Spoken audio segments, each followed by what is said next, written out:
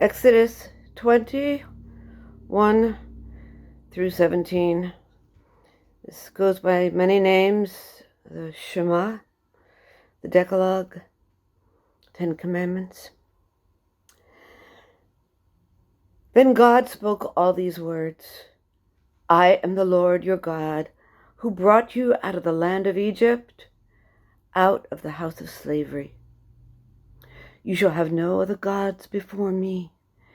You shall not make for yourself an idol, whether in the form of anything that is in heaven above, or that on the earth beneath, or that is in the water under the earth.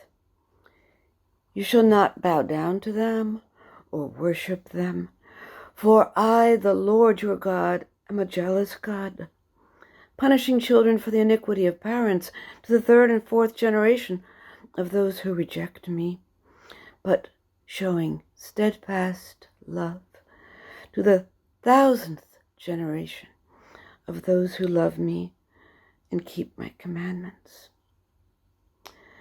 You shall not make wrongful use of the name of the Lord your God, for the Lord will not acquit anyone who misuses his name. Remember the Sabbath day and keep it holy. 6 days you shall labor and do all your work, but the 7th day is a Sabbath to the Lord your God. You shall not do any work, you, your son or your daughter, your male or female slave, your livestock, or the alien resident in your towns. For in 6 days the Lord made heaven and earth, the sea, and all that is in them, but rested the 7th day. Therefore the Lord blessed the Sabbath day and consecrated it. Honor your father and your mother, so that your days may be long in the land that the Lord your God is giving you. You shall not murder. You shall not commit adultery. You shall not steal. You shall not bear false witness against your neighbor. You shall not covet your neighbor's house. You shall not covet your neighbor's wife, or male or female slave, or ox, or donkey, or anything that belongs to your neighbor.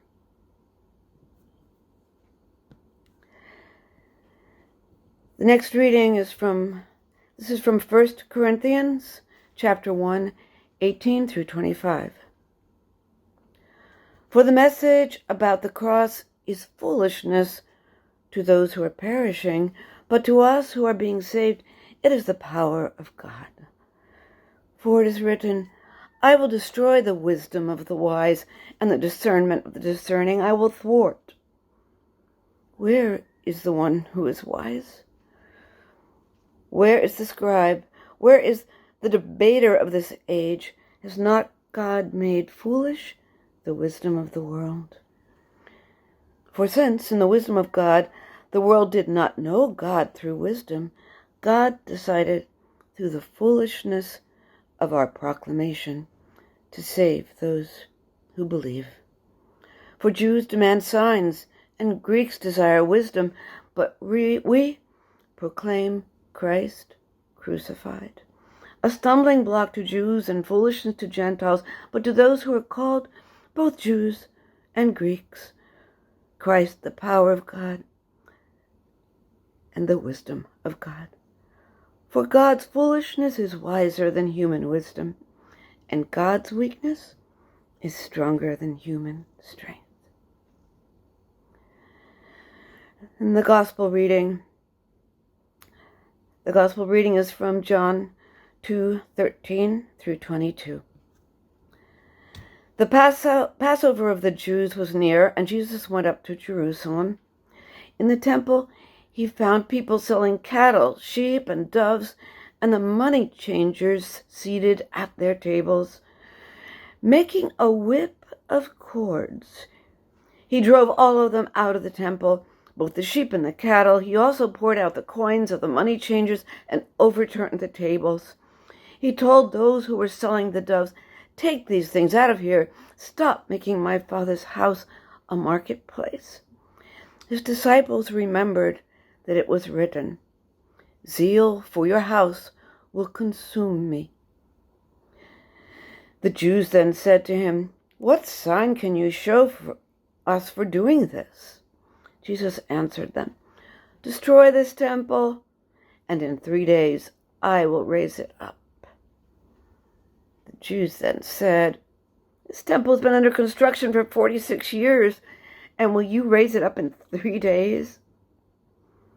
But he was speaking of the temple of his body.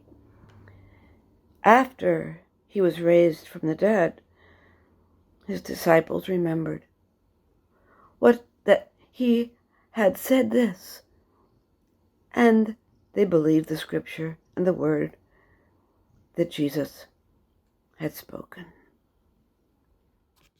May holy wisdom enter through our ears, and may she find a home in our hearts.